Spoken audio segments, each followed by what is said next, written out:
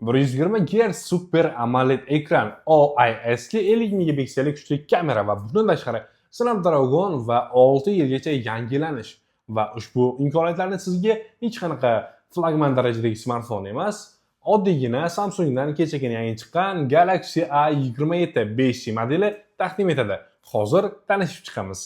Do'stlar, demak, birinchi o'rinda masalaga qisqacha buning korobka komplektida nimalar chiqishini tanishtirib o'tay.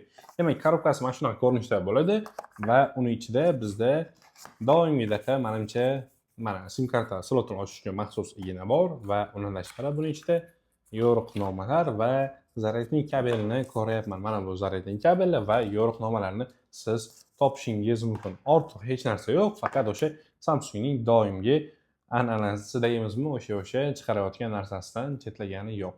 Avvalo do'stlar, smartfonimizni dizaynidan boshlaymiz. Ushbu smartfonimiz black rangida Samsungdan Galaxy A27 juda ham jiddiy, minimalistik va zamonaviy ko'rinadi. Orqa tomonda 3 ta kamerasi alohida joylashtirilgan, dizayni Samsung Galaxy A seriyasining umumiy holatini, uslubini eslatadi va bizda korpus qalinligi 7.8 mm, atiga shunchani tashkil etadi. Og'irligi esa taxminan 200 gramm atrofida.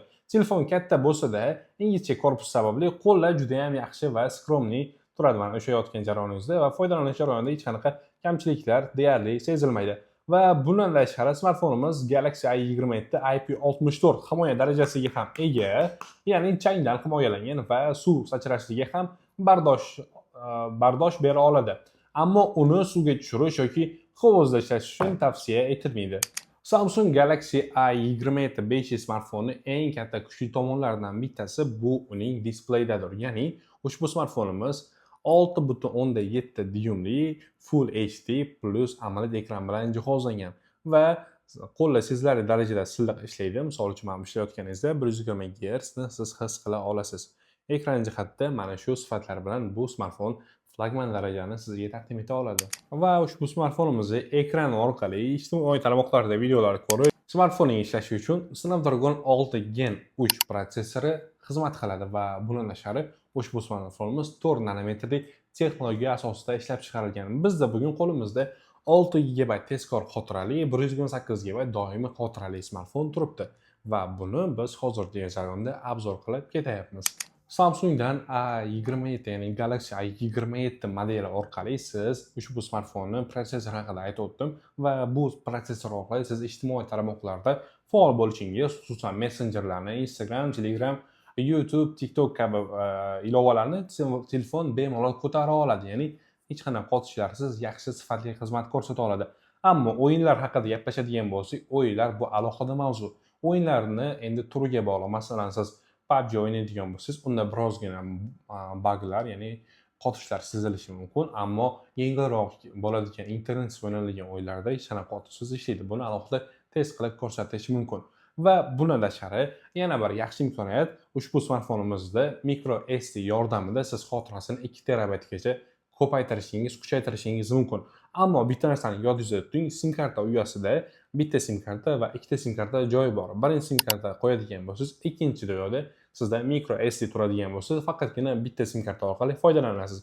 Yoki ikkisidan birini tanlaysiz. Bitta sim karta qo'yib micro SD yordamida 2 terabaytgacha xotirasini kuchaytirish yoki faqatgina ikkita sim kartadan foydalanib mana shu o'zi taqdim etgan tezkor va doimiy xotiradan foydalanish imkoniyati sizga taqdim etiladi. Do'stlar, endi esa smartfonimizning kamerasiga o'tamiz. Orqasida ko'rishingiz mumkin, bizda 3 ta alohida kameralar ham mavjud.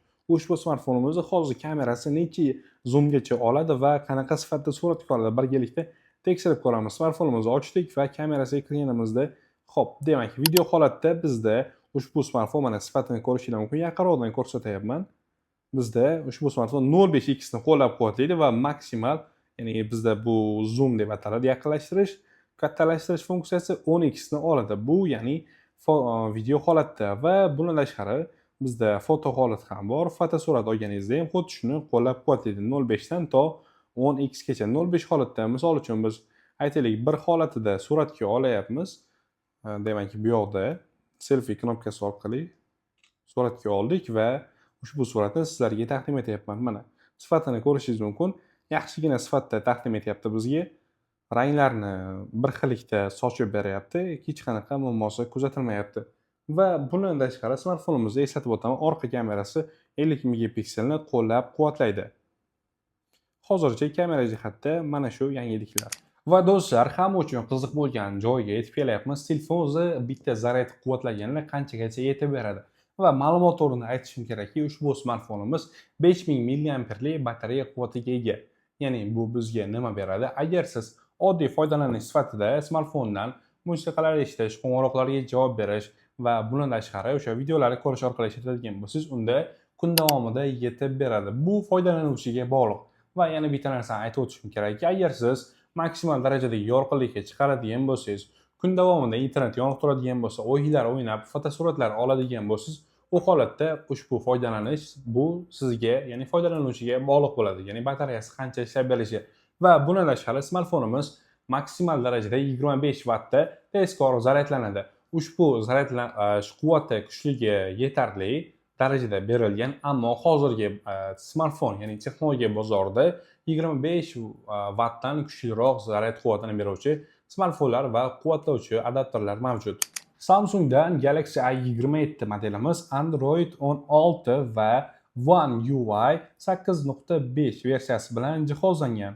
Ko'rishingiz mumkin. Va bundan tashqari smartfonimizda Circle to Search, Object Eraser, Google Gemini, ya'ni sun'iy intellekt ilovalari, funksiyalari, misol uchun mana Gemini'ni ko'rishimiz mumkin. Uzr, noto'g'ri talaffuz qildim. Google Gemini'ni ko'rishimiz mumkin. Ovozni matnga aylantirish va ayrim tarjima imkoniyatlari kabi sun'iy intellekt funksiyalari ham mavjud. Funksiyalarning ishlashi hudud, til va dasturiy ta'minot versiyasiga qarab farq qilishi mumkin. Ko'rishingiz mumkin, barcha ilovalari sifatli va hech qanaqa o'tishlarsiz ishlamoqda. Va bundan tashqari Samsung bu modeliga 6 avlodgacha Android va One UI yangilanishlari hamda 6 yilgacha xavfsizlik yangilanishlari haqida va'da qilgan va bularni siz telefon haqida bo'limiga o'tib va bu yerdagi dastur yangilanishi bo'limiga o'tgan holatda mana One UI 8.5 versiyasida kelyapti. Va bitta narsani aytib o'tishim kerak, ya'ni ushbu smartfon ha, albatta yaxshi, ammo kamchiliklari ham yo'q emas. Ya'ni albatta Samsungning A27 modeli juda ham hamyonbop va sifatli ideal telefon. Ammo shuni aytish kerakki, buning kamchiliklari ham bor. Misol uchun 200 gramm og'irlikdagi smartfon. Ba'zilar uchun ushbu og'irlik, ya'ni ushbu gramm og'irligi biroz og'irlik qilishi va qo'lida noqulaylik tug'dirishi mumkin. Va bundan tashqari ikkinchidan 25 vattlik quvvatlash raqobatchilar orasida eng tez ko'rsatkich emas. Va uchinchi kamchiligi rasmiy xususiyatlarda stereo ovoz qo'llab-quvvatlamasligi ham ko'rsatilgan. Shuningdek, 5 megapiksel ultra keng va 2 megapiksellik makro kameralar asosiy 50 megapiksellik kamera darajasidagi natijani bera olmaydi. Va mana shular ushbu smartfonning eng asosiy va eng e'tibor beradigan kamchiliklaridan sizlarga 3 ta 4 tasini sanab o'tdim. Xo'sh, endi hammada savol tug'iladi. Ushbu Samsungdan yangi chiqqan Galaxy A27 5G modeli o'zi kimlar uchun mos? Ya'ni kimlar xarid qilishini tavsiya qilasiz degan ba'zi bir savollar tug'ilishi aniq va bu savollarga men bir necha variant bilan javob beraman. Ushbu modelimiz to'g'ri, katta ekran bilan jihozlangan va atigi 200 gramm og'irlikda va bundan tashqari 120 Hz yangranish tezligi bor. Va quvvat ham o'rtacha yetib beradi. Ya'ni uzoq muddat yangilanishini Samsung tomonidan va'da qilingan, batareyasi ham uncha yomon emas, o'rtacha. Va ushbu smartfonimizni maktab o'quvchilari, ota-onalarning ota-onalari, ya'ni yoshi katta buvi opoqalarimiz bemalol foydalanishlari mumkin. Ya'ni birinchi marta telefon ishlatayotganlar uchun eng ideal variantlardan bittasi. Talabalar, ota-onalar va mutaxassislar, maktab o'qituvchilari va smartfondan o'rtacha maqsadlarda, ya'ni kundalik maqsadlarda foydalanuvchilar uchun ushbu smartfonimiz ideal deya ayta olaman. Ammo siz o'yin gamer bo'lsangiz, misol uchun o'yin o'ynamoqchi bo'lsangiz, masalan PUBG deymizmi, GTA deymizmi yoki Counter deymizmi, xullas mana shunga o'xshagan internet bilan o'ynaladigan o'yinlarni o'ynamoqchi bo'lsangiz, ushbu smartfondan ko'ra kuchliroq bo'lgan, professionalroq bo'lgan flagman darajadagi smartfonni izlab ko'rishni tavsiya qilaman. Sababi ushbu smartfonimizda birinchidan o'yinlar, katta xotirali o'yinlar o'rnatilganda buglar, ya'ni qosishlar sezilarli darajada bilinadi yoki smartfon qotib qolish ehtimoli bor.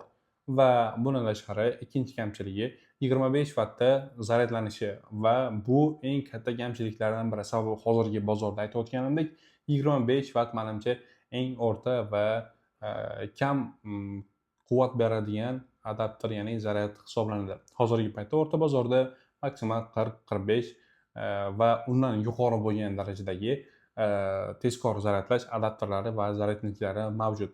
Ammo bu smartfonimizda faqatgina 25 vatni qo'llab-quvvatlaydi. Va agar siz shunaqa o'yinlarni ko'proq o'ynamoqchi bo'lsangiz va sizga quvvati ko'proq ketadigan smartfon kerak bo'ladigan bo'lsa, boshqa variantlarni qidirib ko'rishingiz mumkin. Ammo yana aytadigan bo'lsam, ushbu smartfonni bemalol maktab o'quvchilariga, talabalarga, mutaxassis o'qituvchilarga va fan mutaxassislariga bemalol tavsiya qila olaman. Sababi ular uchun kundalik foydalanish va ota-onalaringga ham tavsiya qilish mumkin. Masalan, ular ko'p telefondan foydalanmaydi, kundalik foydalanish, internetga qarash, YouTube, Instagram kabi ijtimoiy tarmoqlarda faol bo'lishlari mumkin, o'yinlarni o'ynashlari mumkin. Ammo kuchli bo'lgan o'yinlarda albatta qotishlar seziladi. Samsungdan Galaxy A20 modeli sizga yoqdimi? Qo'limdan kelgancha maksimal darajada ushbu smartfon xarakteristikalarini o'rganib, sizga taqdim etdim. Agar bilmaganlarim va kamchiliklarim bo'lgan bo'lsa, uzr so'rayman. Agar siz ushbu smartfon haqida biror bir ma'lumot biladigan bo'lsangiz, uni albatta izohlarda yozib qoldirishingizni so'rayman. Va A'loni bilasiz, menimcha yana bir ma'lumot berib o'tay. Avvalgi Evan do'konlari hozirgi paytda A'lo nomiga rebranding bo'lgan va hozirgi paytda maishiy texnika va smartfon savdosi bilan shug'ullanib kelmoqda. Agar sizga ushbu smartfon va boshqa turdagi smartfonlar va maishiy texnikalar kerak bo'ladigan bo'lsa, bemalol bizga murojaat qilishingiz mumkin.